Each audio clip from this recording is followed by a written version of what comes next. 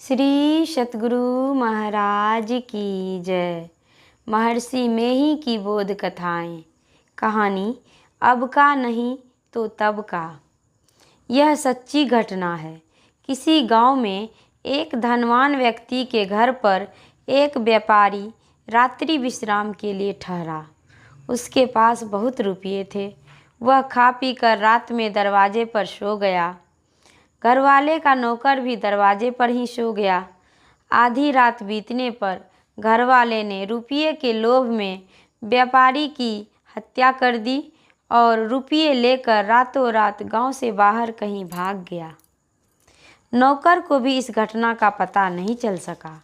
सवेरे व्यापारी की हत्या की खबर पूरे गांव में फैल गई।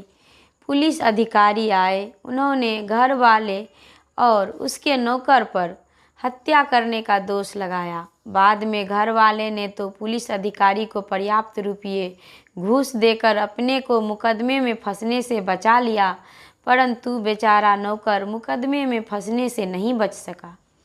वह हाजत में रखा गया। हाजत में वह बड़ा दुखित और चिंतामग्न रहा करता था। प्रतिदिन कई बार उसके मुंह से यह वाक्य अनायास निकल जाता था, आह भगवान, मैं बिना अपराध के मुकदमे में फंस गया। उसका यह वाक्य एक जेल सिपाही प्रतिदिन सुना करता था। एक दिन उससे नहीं रहा गया। उसने उस कैदी से कहा, अब का नहीं तो तब का। जेल सिपाही का कटु सत्य से भरा हुआ यह वाक्य सुनकर कैदी के चित्त में अपने जीवन का पाप कर्म चमक उठा।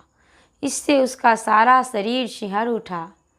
उसने आंसू बहाते हुए मन ही मन स्वीकार किया कि हाँ, अब का नहीं तो तब का। कुछ दिनों के बाद उस कैदी को फांसी की सज़ा हो गई। बात यह थी कि कैदी कुछ वर्ष पूर्व अपने एक मित्र के साथ जीविकोपार्जन के लिए दूसरे प्रदेश में गया हुआ था। वहाँ वर्षों रहकर दोनों ने बहुत रुपये कमाए और घर की याद आने पर दोनों साथ साथ घर की ओर चल पड़े। रास्ते में किसी दिन एक जंगल के पास संध्या हो गई। दोनों वहीं ठहर गए। उस जगह में एक कुआं था। पास ही एक बस्ती भी थी। खा पी कर दोनों सो गए।